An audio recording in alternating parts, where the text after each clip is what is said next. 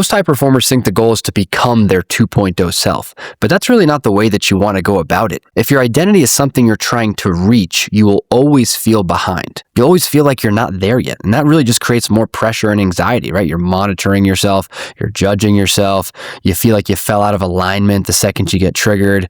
And now your growth becomes this performance you have to meet every single day. Module 5, right? Transcend into your 2.0 identity talks about this. This episode is about 3 things: identity as a baseline, not a goal, trusting calm while you're executing, and shifting from compensatory success to expression-based success. Because if your success is still trying to prove something, you're not free yet. Let's clean that up.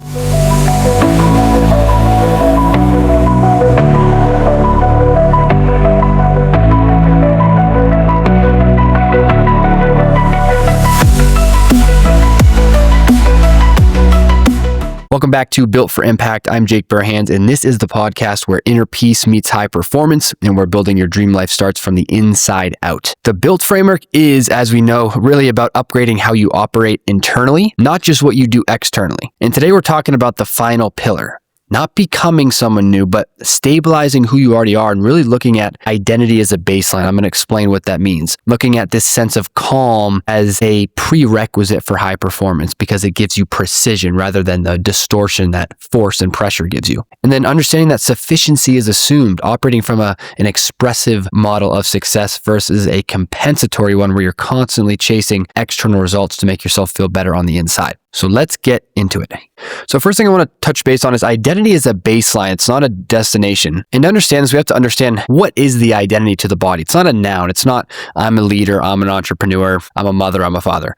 It is really what's most familiar to your system. It's a familiar set of conditioned patterns, right? Your self-talk, how you think, your emotional responses, your behaviors, how you view the world, all those things. However you act most often becomes most familiar to your system, and your system treats that as safe and thus who I am. So when we're trying to retrain our identity, we're trying to retrain all those patterns, right? Our thoughts, our emotions, our self-talk. Now to our body, if we're constantly thinking negative thoughts or being guilty or being sad or playing victim, if those are the thoughts and thus the emotions in the self-talk that is most hardwired into our system, our nervous system, again, we know that our nervous system is designed to keep us in the familiar, and it associates familiarity with safety. So if those patterns are what's most familiar to your system, when we try to consciously change and be positive and be grateful, those are different patterns of thinking and feeling and behaving and talking to ourselves. And our system treats that as a threat. It treats it as a threat to the baseline. It's unfamiliar. So it's going to try to drag us back into the familiar, right? Self-sabotage. And that's why it's so hard to change. So training a new identity becomes about, obviously you have to be aware of those patterns. We got to regulate ourselves back into a regulated nervous system state. That's module 2. We have to visualize a different response and start to act out a different response as well.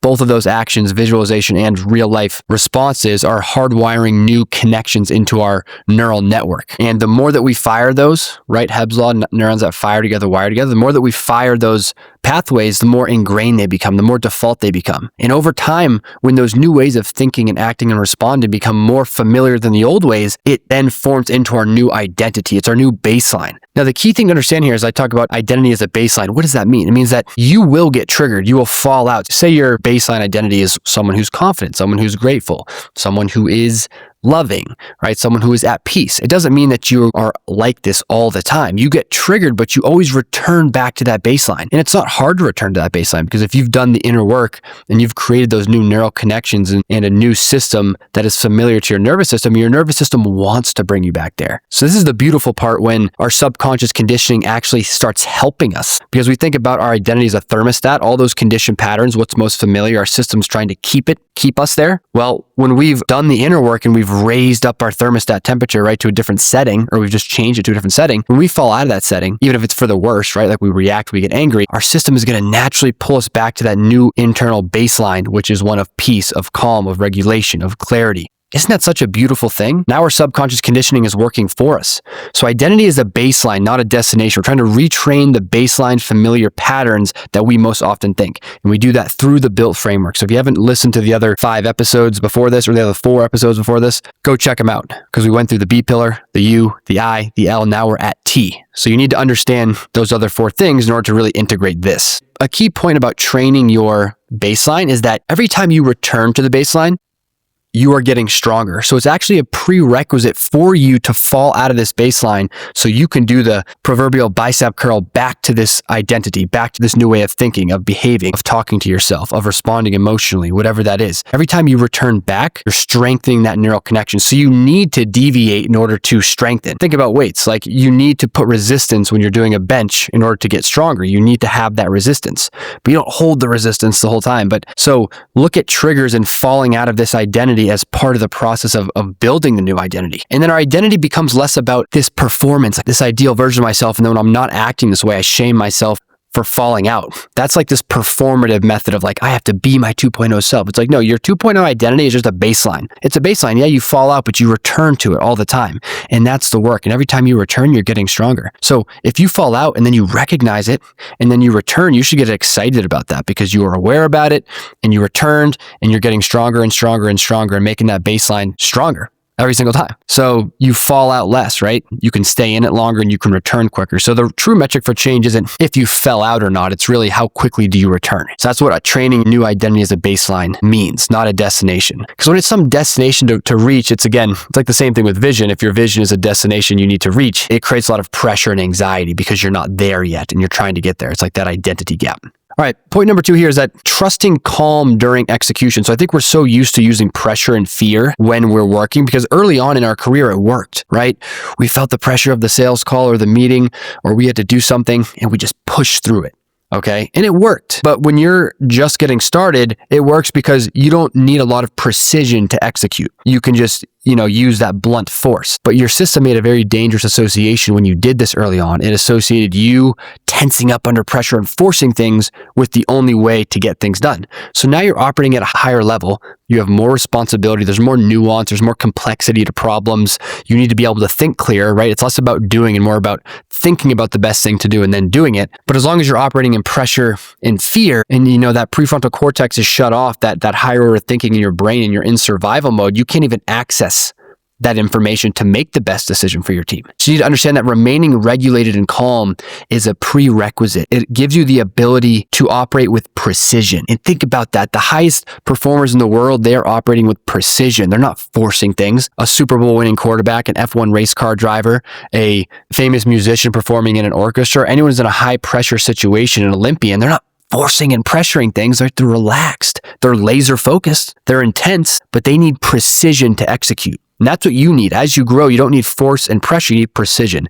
And being calm is going to give that to you. Because again, when we are in survival and pressure mode, we don't even have access to all of our brain. We can't even see all the options. We can't even see it. Our perception is literally distorted. So trusting calm during execution. So we got to start to familiarize our body. It might feel uncomfortable at first, like you're not doing enough. It's almost like this idea that you need that pressure to have your edge. You don't need the pressure to have your edge. You'll still have the drive. You'll still have the focus, but all the distortion will be gone. Pressure just gives you distortion. Remember, you want precision, not pressure or distortion. And being regulated gives that to you.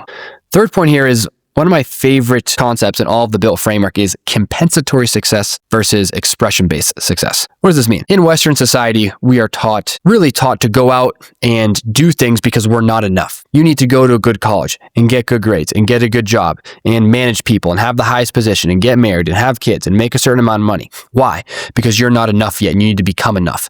So it becomes this endless hamster wheel of chasing these things don't really even give you the fulfillment you want on the inside, right? And then one day you wake up when you're in your mid-40s, you've been chasing external things your whole life and you have a panic attack. You're like, wow, I still feel terrible on the inside. None of this external stuff made me feel any better. And that's because you're operating from a compensatory model. You are not enough, so you're trying to use external things to compensate for an internal lack, and that will never work. I always say, it takes all people different amounts of time to realize that one truth, that nothing external, not any money, any accolade, any relationship, nothing will give you the feeling that you want on the inside. You have to choose to operate from that state of being, and everything is an expression of who you already are. So expression-based success is you are doing something because you genuinely like it, it aligns with your core values, and it's how you want to contribute to society. I understand you have to make money for your family, but I guarantee a lot of us are not in our career path just because we need to feed our family. We're there because we're trying to prove something to someone that we are enough or that we are significant or that we are worthy. That is not the way, folks. And I know that's what Western society has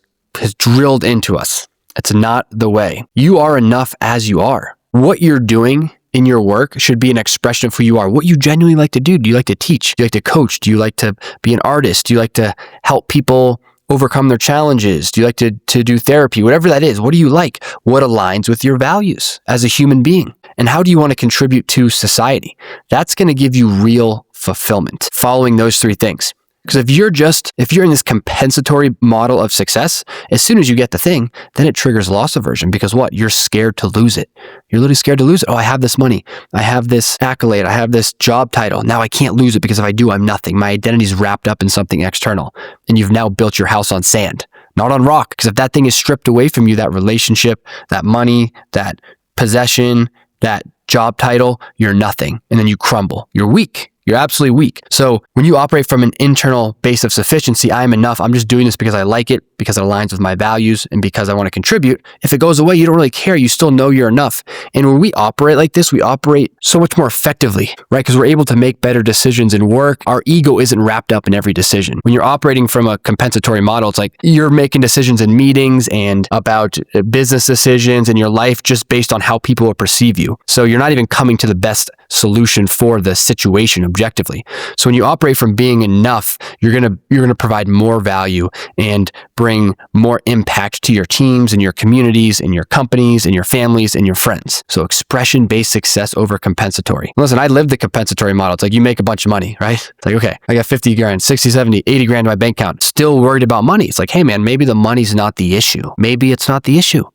Right? And then you have the money, then you want to lose it because you're like, oh my gosh, what if I never get it again? It's like, you just need to learn to operate from being enough. The best part about all of this, right? Identity as a baseline, staying calm under pressure, operating from expressive-based success instead of compensatory. You get more external results, folks. I am not telling you to do this stuff and you have to sacrifice some performance. It's going to increase your performance. It's literally, you can have your cake and eat it too. You can have the internal regulated state of being, go throughout life without running around like a chicken with your head cut off, and you can have all the external success even more than you're already having, because you don't have all this distortion from this survival and pressure that you've been living in. You get better results. It's an absolutely beautiful thing. If you want to learn more about these modules, join the Built for Impact School community. It's live on School right now. The link is on all of my social medias, TikTok, Instagram, Facebook, LinkedIn, YouTube, or you can search it on School, Built for Impact. Get in there. It's free to join. And then, you can start to learn these models. I just completed the Built for Impact program. That's going to be available to the public soon. And it's going to rock your world. It's the blueprint for your inner world. It's going to absolutely change your life. And it goes in depth into all of these pillars that we've been talking about in the last 5 episodes, in depth with integration exercises and hitting all the different things. I have like a video voiceover. I have an infographic. I have stories and all these things to help you start to learn these skills. Once you learn these skills, folks, you can go do anything. That's what it is. You become built for impact when you do these things. And the sky is really the limit for you. If you got any value out of this, please share it with someone else who you think could benefit. Again, it's not about me. It's about helping other people with this message of building from peace instead of pressure, and making entrepreneurship fun again, and learning how to enjoy the journey and doing all that stuff. So if this is something that you've struggled with, as I have, and you think someone else could benefit from it, please, please, please share it. And get in the Built community. We'd love to see you in there. We will all welcome you with open arms. And let's absolutely crush it. Until next time, all the peace, all the power.